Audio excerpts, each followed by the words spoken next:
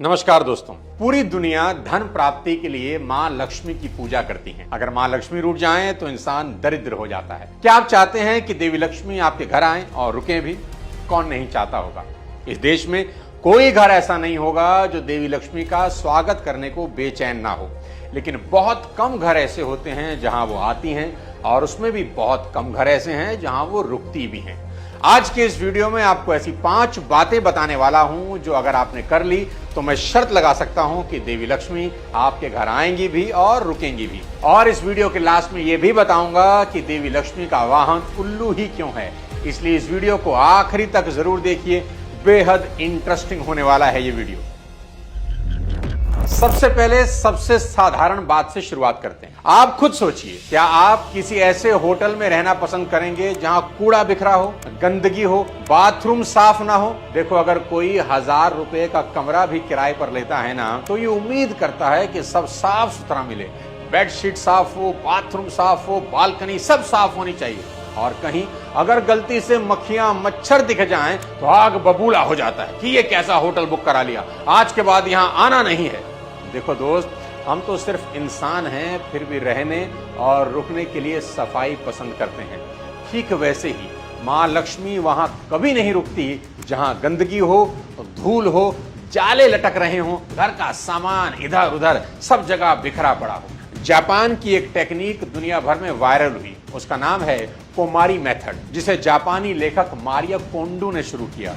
उनकी किताब the life changing magic of tidying up और नेटफ्लिक्स सीरीज ने पूरी दुनिया को यह सिखाया कि सफाई सिर्फ चीजें हटाने की नहीं, पॉजिटिव एनर्जी बुलाने का एक बहुत बड़ा प्रोसेस है।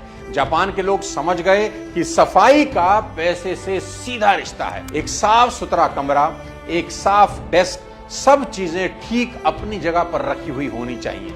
ये बात बड़ी छोटी है, लेकिन यही इनविटेशन कार्ड है महालक्ष्मी के लिए। और इतिहास भी यही कहता है, हर सफल इंसान अपने आसपास के सिस्टम और जगह को मेंटेन रखता है।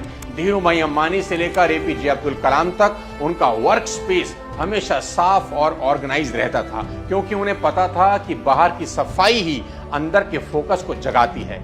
इसलिए अगली बार जब आप अपना बिस्तर ठीक करें, अपनी अलमारी जमाएं या मेज से बेकार कागज हटाएं, तो समझ लीजिए आप सिर्फ सफाई नहीं कर रहे, आप लक्ष्मी जी के आने का रास्ता बना रहे हैं। अब दूसरी चीज बताता हूं जिससे मां लक्ष्मी का वास आपके घर में होगा, वो है आपकी लैंग्वेज और आपका सॉफ्ट व्यवहार। लक्ष्मी वहां रहती हैं जहां वाणी में कटुता नहीं, मिठास होती है। सिर्फ पूजा करने से वो नहीं आती, लक्ष्मी आपके शब्दों से आती है, क्योंकि शब्दों में शक्ति होती है और वो शक्ति या तो आकर्षण बन सकती है या फिर विनाश। अगर आप अपने घर वालों से हमेशा ही ताने में बात करते हैं, स्टाफ को डांटते रहते हैं, नौकर से गुस्से से पेश आते हैं, तो आप सिर्फ रिश्ते नहीं तोड़ रहे, आप मां लक्ष्मी की ऊर्जा को भी दूर कर रहे हैं। याद रखिए, पैसा अकेला कभी नहीं आता, वो आपके आसपास के लोगों की वजह से ही आता है। और लोगों से रिश्ता बनता है आपकी लैंग्वेज और आपके व्यवहार से। आपने अक्सर देखा होगा कि कोई दुकानदार बहुत तेज बोलता है, रूखा होता है, भले उसका सामान अच्छा भी क्यों ना हो, फिर भी ग्राहक नहीं आता। दूसरी ओर एक चाय वाला भी अगर मुस्कुराकर बोले, भाई साहब बैठिए, तो मन करता है रोज वहीं जाकर चाय पी जाए। यही फर्क है शुभ वाणी और नम्र व्यवहार का। स्टीव जॉब्स, नारायण मूर्ति, रतन टाटा, ये लोग करोड़ों अरबों के मालिक हैं, लेकिन जब बोलते हैं तो आवाज में अहंकार नहीं, सम्मान और शांति होती है। आपको लगता होगा कि पैसा तो दिमाग से आता है। पैसा जरूर दिमाग से आता है दोस्त, लेकिन रुकता उन संबंधों के कारण है जो दिल से बनते हैं, और बिना संबंधों के पैसा कभी टिकता ही नहीं। नम्रता वो गुण है जो आपके लिए हर दरवाजा खुलवाता है, चाहे वो इन्वेस्टर का हो, चाहे भगवान का। और ध्यान रखिए, जो दूसरों को छोटा समझता है, समय उसे छोटा बना देता है। गाली देने वाला अमीर हो सकता है पर सुखी कभी नहीं होता, क्योंकि जहां कटुता है वहां कलह होती है, और जहां कलह होती है वहां लक्ष्मी एक पल के लिए भी नहीं रुकती। तो अगर आप चाहते हैं कि धन सिर्फ आपके बैंक अकाउंट तक सीमित ना रहे, बल्कि आपके जीवन में आनंद, संबंध और सम्मान भी लाए, तो सबसे पहले अपनी लैंग्वेज और व्यवहार में मिठास लानी होगी। देखो, पैसा वहीं आता है जहां तीन चीजें इकट्ठी हों, आपकी आदतें, आपकी सोच और आपके संस्कार।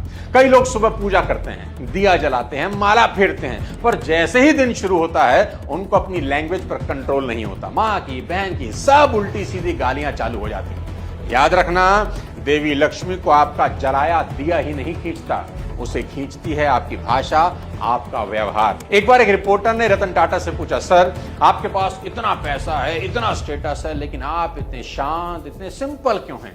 रतन टाटा मुस्कुराए और बोले, स्टेटस मेरे कपड़ों या गाड़ियों से नहीं, मेरे व्यवहार से आता है। पैसा आए या जाए, इंसानियत नहीं जानी चाहिए। इतना बड़ा इंसान फिर भी एक छोटे कर्मचारी को भी सर कहकर बुलाता है।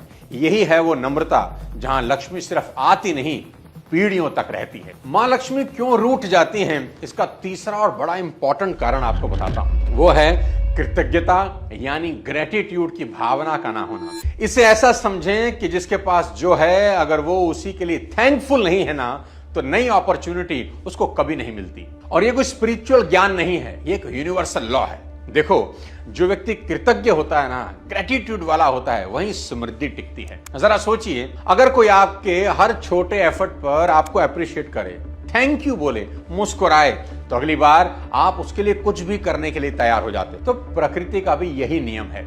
जब आप अपनी सैलरी, अपने काम, अपने शरीर, अपने घर, अपने माता पिता और अपनी छोटी छोटी अचीवमेंट के लिए यूनिवर्स को थैंक यू बोलते हो ना, तो पूरी कायनात आपके लिए और देने को तैयार हो जाती है। ग्रेटिट्यूड एक मैग्नेट है, ये सभी तरह के सुख और संपन्नता को अपनी तरफ खींचता है। और दूसरी तरफ जो व्यक्ति हर तरफ शिकायत करता है, मुझे कम मिलता है, मैं तो बहुत अनलकी हूं, उसको क्यों ज्यादा मिला है, हमेशा ही रोता रहता है, वो खुद अपनी एनर्जी ब्लॉक कर रहा है। उसके ये नेगेटिव शब्द मां लक्ष्मी को उससे दूर कर रहे हैं। कुदरत भी सोचती है, इसे कुछ भी दे दो, साला रोता ही रहता है, इसको छोड़ो और उस इंसान की सुनो जो कहता है thank you. Thank you God मेरी नौकरी है, थैंक यू गॉड मेरे पास 2 वक्त की रोटी है, शुक्र है मेरे माँ बाप मेरे साथ हैं। ऐसे पॉजिटिव इंसान के पास वो वाइब्रेशन बनती हैं जो देवी लक्ष्मी को अपनी तरफ खींचती हैं। स्टीव हार्वे ने एक बार कहा था, अगर आप उस चीज के लिए आभार नहीं जता सकते जो आपके पास है, तो आप उस चीज के लायक नहीं हैं जो आप चाहते हैं। आपके पास भले ही आज 10,000 रुपए की तनख्वाह हो, लेकिन अगर आप उसके लिए थैंकफुल हैं, तो वही 10,000 रुपए आगे चलकर 1 लाख रुपए बन जाएंगे। और अगर आप हमेशा दुखी हो कि मेरे पास ये नहीं है, वो नहीं है, तो जो थोड़ा भी है ना, वो भी एक दिन चला जाएगा। तो याद रखना, हर दिन सोने से पहले जो आपके पास है, उसके लिए भगवान का दोनों हाथ जोड़कर शुक्रिया अदा करना, और फिर देखना कैसे यूनिवर्स आपकी फ्रीक्वेंसी बदल देगा। क्योंकि पैसा सिर्फ मेहनत से नहीं आता, पैसा आता है उस मन में जहां ग्रेटिट्यूड की भावना होती है। अब बताता हूं चौथी गलती जिसके कारण लक्ष्मी मां हमसे दूर हो सकती हैं। वो है कुछ नया सीखने की भूख का ना होना।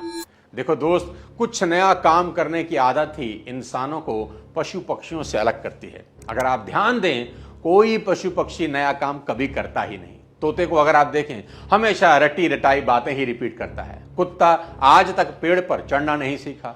गाय बैल को हमने पालतू तो बना दिया, फिर भी वो 2 पैरों पर चलना नहीं सीख पाए। और इंसान ने आज तक जितनी भी तरक्की की, वह सिर्फ नया काम करने के कारण ही की। याद रखो, उसने खाने के लिए नेचर पर डिपेंडेंट रहने की बजाय खुद फसल उगानी शुरू की। अपने काम के बोझ को हल्का करने के लिए उसने पशुओं को, जानवरों को पालतू बना दिया। और तो और मौसम से बचने के लिए कपड़े बनाना और पहनना भी सीख लिया। गुफा की बजाय अब घर बनाना सीखा। अपनी बात दूसरों तक पहुंचाने के लिए उसने लैंग्वेज का आविष्कार कर दिया। उसने आग जलाना सीखा, पहिया तक बनाया। क्या सबक मिलता है? यही कि अगर इंसानों में कुछ नया करने की आदत नहीं होती, तो अब भी शायद हम लोग कहीं गुफाओं में रह रहे होते। दोस्तों, सक्सेस का कोई शॉर्टकट नहीं होता, पर अमीरी का एक ही शॉर्टकट होता है, और वो होता है नया काम करने की आदत। और जिस दिन तुमने ये मान लिया कि तुम्हें सब आता है, हमें सब पता है, उसी दिन से तुम्हारा पतन शुरू हो जाता है। आज का जमाना उन लोगों का नहीं जो डिग्री लेकर रुक गए। आज का जमाना उनका है जो हर दिन कुछ नया सीखने को तैयार है। लक्ष्मी कभी उस इंसान के पास नहीं रुकती जो कंफर्ट जोन में जीता है। वे तो उड़कर वहां जाती हैं जहां दिमाग हर दिन अपडेट होता है, अपग्रेड होता है। देखो आज की दुनिया, एआई आ गया, चैट जीपीटी आ गया, लोग घर बैठे लाखों कमा रहे हैं और इधर कुछ लोग सोच रहे हैं कि सरकारी नौकरी कब लगेगी। अरे भाई, दुनिया रॉकेट पर बैठ गई और तुम अभी भी बस पकड़ने में लगे हो। यह सही है कि लक्ष्मी जी को मेहनत करने वाला इंसान पसंद है, लेकिन सीखने वाला इंसान उससे भी ज्यादा पसंद है, क्योंकि जो सीखता है वही नया करता है और जो नया करता है वही अमीर बनता है। तो आज से ठान लो कि हर दिन कुछ नया सीखना है, क्योंकि देवी लक्ष्मी उसी को पसंद करती हैं जो हर दिन कल से बेहतर हो रहा है। दोस्तों, अब इस वीडियो के आखिरी भाग में एक बड़ी इंपॉर्टेंट चीज आपको बताना चाहता हूं, और वो ये है कि मां लक्ष्मी का वाहन यानी उनकी सवारी उल्लू क्यों है। और मैं आपको बता दूं, ये कोई पौराणिक कथा नहीं, ये करोड़पति बनने का रहस्य है। आप ही सोचो, धन की देवी, वैभव की अधिशास्त्री, जिसके पास हाथी, शेर, मोर, गरुड़ जैसे शक्तिशाली ऑप्शंस थे, उन्होंने एक शांत, रात्रिचर, चुप रहने वाले पक्षी को ही क्यों अपना वाहन चुना? क्योंकि उल्लू हमें सिखाता है कि सच्चा धन शोर में नहीं, शांति में है, दिखावे में नहीं, गहराई में है। उल्लू रात को देख सकता है, यानी जहां बाकी लोगों की सोच बंद हो जाती है, सो जाती है, वहां से उसकी दृष्टि शुरू होती है। पूरे संसार में अगर आप देखें, उल्लू को बेवकूफी का प्रतीक माना गया है। लोग मजाक उड़ाते हैं, अरे ये तो उल्लू है, अरे भाई ये तो उल्लू है। लेकिन सनातन ज्ञान कहता है, जिसे तुम बेवकूफ समझते हो, असली धन का वही रक्षक है। उल्लू एक ऐसा पक्षी है जो अंधेरे में भी साफ देखता है। मतलब जब पूरी दुनिया कंफ्यूजन में हो, उसे दिखाई ना दे, उल्लू क्लैरिटी से देख सकता है। और यही योग्यता चाहिए एक अमीर इंसान को। और उल्लू एकाग्र होता है, फोकस होता है, ज्यादा नहीं बोलता, हर कदम सोच समझ कर रखता है। और यही आदत होनी चाहिए एक धनवान व्यक्ति की। और जो इंसान बिना सोचे इन्वेस्ट करे, बिना गिने खर्च करे, बिना किसी रणनीति के आगे बढ़े, उसकी जेब हमेशा खाली रहती है, लक्ष्मी मां दूर चली जाती है। लेकिन जो उल्लू की तरह मौन, संयमित और गहरे विजन वाला होता है, उसी को लक्ष्मी मां अपना साथी बनाती है। जब भी आप मां लक्ष्मी की मूर्ति देखें तो सिर्फ दीप जलाकर मत बैठिए, सोचिए कि आप दिखावे की जगह समझदारी चुन सकते हो। क्या आप उस वक्त जाग सकते हो जब दुनिया सो रही थी? अगर हां, तो लक्ष्मी सिर्फ आएगी नहीं, आपके जीवन में वंशों तक रुकेगी। तो अगली बार जब आपको कोई बोले तो उल्लू मत बन, तो सीना ठोक कर कह देना कि भाई मैं वही उल्लू बनना चाहता हूं जिस पर बैठकर मां लक्ष्मी आती है। दोस्तों, ये 5 चीजें आपको अपने जीवन में आज से और अभी से इस्तेमाल में लेकर आनी है। मेरा दावा है अगले 3 से 6 महीने के अंदर स्थितियां और बेहतर होती चली जाएंगी। अगले किसी और वीडियो के साथ जल्द आपसे मुलाकात करता हूं। तब तक अपने स्वास्थ्य का ध्यान रखिए और उल्लू बन जाइए। जय हिंद।